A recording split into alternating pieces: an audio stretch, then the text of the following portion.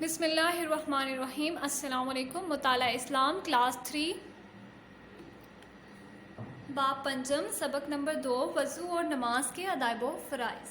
Student, اس lesson میں ہم وضو کے طریقے کے بارے میں پڑھیں گے، وضو کے جو فرائض ہیں اس کے بارے میں ہم پڑھیں گے، اس کے علاوہ جو نماز کے آداب و شرائط ہیں اس کے بارے میں بھی ہم اس لیسن میں ڈسکس کریں گے۔ ٹھیک ہے، آج کا سبق ہم سٹارٹ کرتے ہیں۔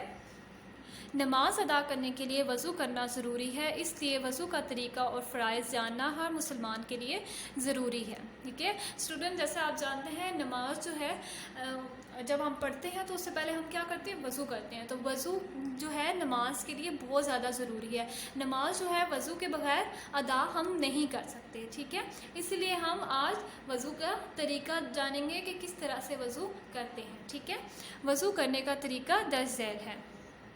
وضو بسم اللہ پڑھ کر شروع کریں۔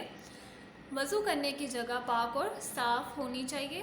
وضو کرنے کا پانی پاک اور صاف ہونا چاہیے۔ پہلے دونوں ہاتھ کلائیوں تک دھوئیں، انگلیوں کے درمیان جگہ خشک نہ رہے۔ پھر اچھی طرح کلی کریں، ہو سکے تو مسواک بھی کر لیں۔ ناک میں پانی چڑھائیں، پھر منہ کو دھوئیں، چہرے کی کوئی جگہ خشک نہ رہے۔ اس کے بعد پہلے دایاں بازو اور پھر بایاں بازو کوہنیوں تک دھوئیں۔ اس کے بعد ہاتھ گیلے کر کے سر کا مسح کریں، پھر دونوں کانوں کا مسح کریں۔ پھر پہلے دایاں پاؤں اور پھر بایاں پاؤں دھوئیں۔ اوکے اسٹوڈنٹ، یہاں پہ ہمیں کیا بتایا گیا ہے؟ وضو کا پورا طریقہ بتایا گیا ہے۔ ٹھیک ہے، اس کے بعد ہمارے پاس ہے نیکسٹ ٹاپک، وضو سے فارغ ہو کر درج ذیل دعا پڑھیں۔ ترجمہ: اے اللہ مجھے توبہ کرنے والوں اور پاک لوگوں میں شامل کر۔ ٹھیک ہے، وضو کے فرائض: دونوں ہاتھوں کو کلائیوں سمیت دھونا، پورا چہرہ دھونا، دونوں بازوؤں کو کوہنیوں سمیت دھونا، دونوں پاؤں ٹخنوں سمیت دھونا۔ ٹھیک ہے، یہ چاروں کیا ہے؟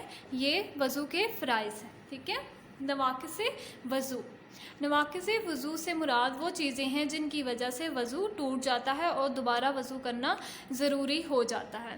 پیشاب، پخانہ، پیٹ سے ہوا نکلنے، سونے اور جسم سے خون بہہ جانے کی وجہ سے وضو ٹوٹ جاتا ہے۔ ٹھیک ہے، نواقض وضو کیا ہیں؟ وہ چیزیں جن کی وجہ سے وضو ٹوٹ جاتا ہے اور دوبارہ وضو کرنا ضروری ہوتا ہے۔ ٹھیک ہے، نماز کے آداب و شرائط: ہمارے پاس نیکسٹ ٹاپک ہے نماز کے آداب و شرائط۔ ٹھیک ہے، نماز ادا کرنے کے لیے چند آداب اور شرائط کا خیال رکھنا ضروری ہے۔ ان شرائط کے بغیر نماز درست نہیں ہوگی۔ ٹھیک ہے، پہلا کیا ہے؟ نماز کا وقت ہونا۔ فرض نماز صرف اپنے خاص وقت پر ہی ادا کی جا سکتی ہے، وقت سے پہلے یا بعد میں نماز پڑھنا درست نہیں ہے۔ ٹھیک ہے، یعنی نماز کا جب ٹائم ہوتا ہے، جب نماز کا وقت داخل ہو جاتا ہے تو اس وقت پر نماز ادا کرنا ہمارے لیے کیا ہوتا ہے؟ فرض ہوتا ہے۔ ٹھیک ہے، فرض نماز جو ہے وہ صرف اسی کے جو خاص وقت ہے، جو اس کا ٹائم ہے، اس پہ ہی ہمیں پڑھنی چاہیے۔ اس کے علاوہ اگر ہم ٹائم کے بغیر اسی طرح ہم سٹارٹ کر دیں گے نماز تو ہماری نماز قبول نہیں ہوگی۔ ٹھیک ہے، قرآن مجید میں اللہ تعالیٰ نے ارشاد فرمایا،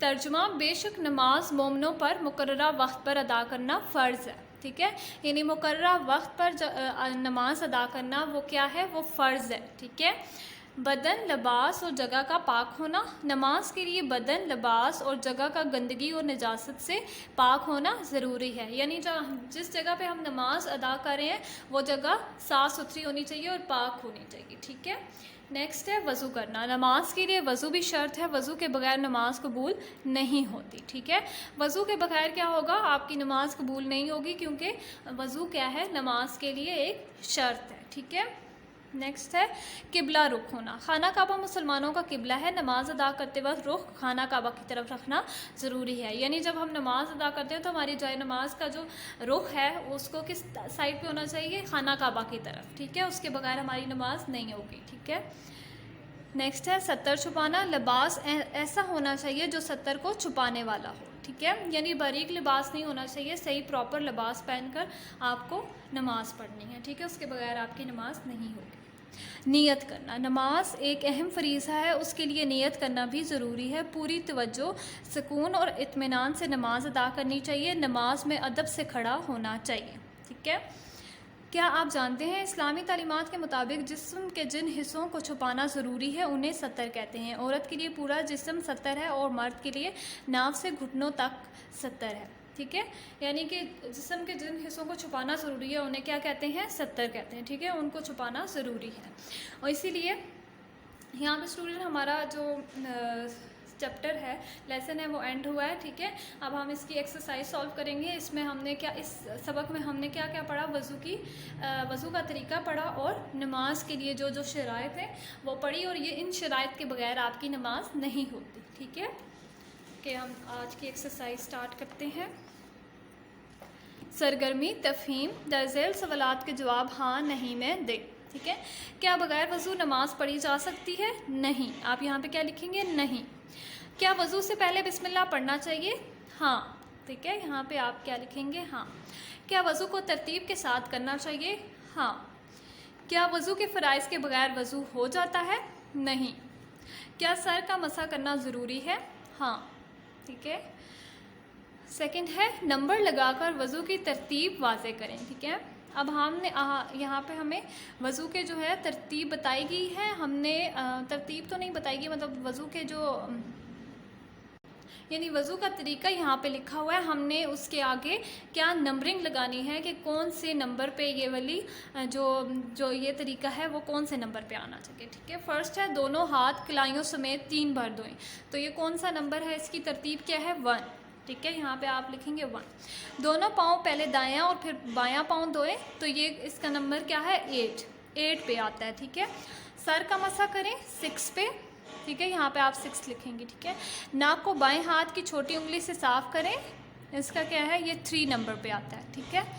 مسواک کریں، یہ 2nd نمبر پہ آتا ہے، ٹھیک ہے؟ جب آپ کلی کرتے ہیں یا اس کے ساتھ مسواک کرتے ہیں تو یہ 2nd نمبر پہ آتا ہے۔ جب آپ ہاتھ دھوتے ہیں اس کے بعد کیا کرتے ہیں؟ مسواک کرتے ہیں یا کلی کرتے ہیں، ٹھیک ہے؟ نیکسٹ ہے پورا چہرہ 3 بار دھوئیں، تو یہ کون سا ہے؟ اس کا نمبر 4، ٹھیک ہے؟ اس طریقے کا نمبر کیا ہے؟ 4۔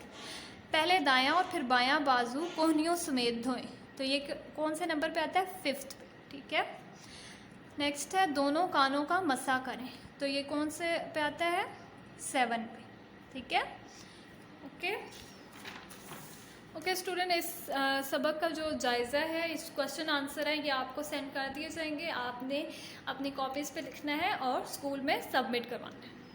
Thank you.